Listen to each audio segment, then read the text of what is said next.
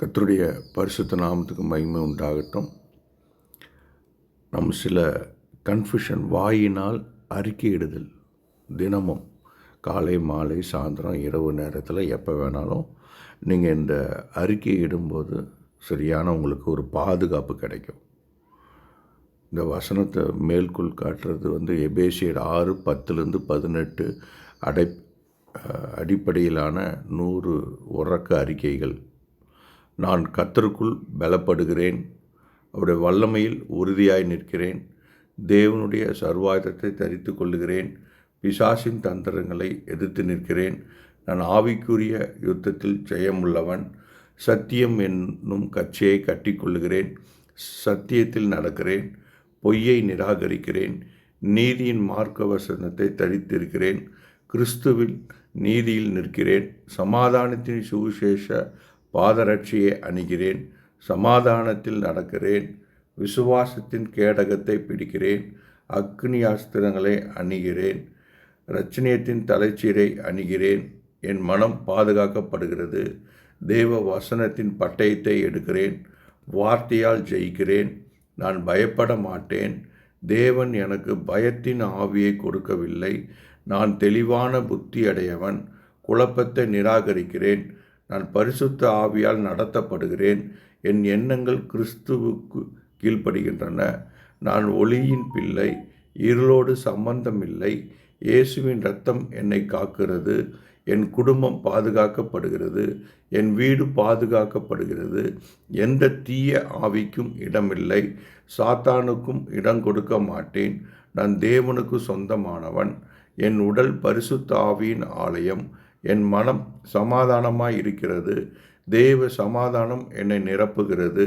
நான் கலங்க மாட்டேன், நான் தளர மாட்டேன், நான் ஜெபத்தில் விழித்திருக்கிறேன், ஆவினாலே ஜெயிக்கிறேன், எல்லா நேரத்திலும் ஜெயிக்கிறேன், நான் விசுவாசத்தில் நிலைத்திருக்கிறேன், நான் தேவ வார்த்தையில் வேரூன்றியவன், வார்த்தை என்னை காக்கிறது, வார்த்தை என்னை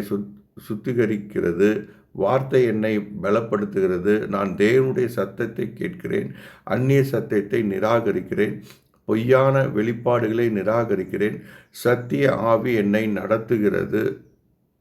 நான் ஏமாற மாட்டேன், நான் கிறிஸ்துவின் மனதை உடையவன், என் சிந்தனை புதுப்பிக்கப்படுகிறது, நான் ஜெயம் உள்ளவன், நான் வெற்றியாளர், கிறிஸ்து எனக்கு ஜெயிக்கிறார், நான் தோற்க மாட்டேன், சத்ரு என்னை வெல்ல மாட்டான், நான் உறுதியாய் நிற்கிறேன், நான் அசைக்கப்பட மாட்டேன், கர்த்தர் என் கோட்டை, கர்த்தர் என் அடைக்கலம், கர்த்தர் என் பாதுகாப்பு, கர்த்தர் என் கேடகம், கர்த்தர் என் பலம், நான் அவரில் நம்பிக்கை வைக்கிறேன், நான் சுதந்திரமாய் இருக்கிறேன், இயேசு என்னை விடுவித்தார், நான் கட்டுப்பட மாட்டேன், எல்லா கட்டுகளும் உடைகின்றன, எல்லா சங்கிலியும் அறுக்கப்படுகின்றன, எல்லா இருள் வல்லமையும் முறிகிறது, இயேசுவின் நாமத்தில் விடுதலை,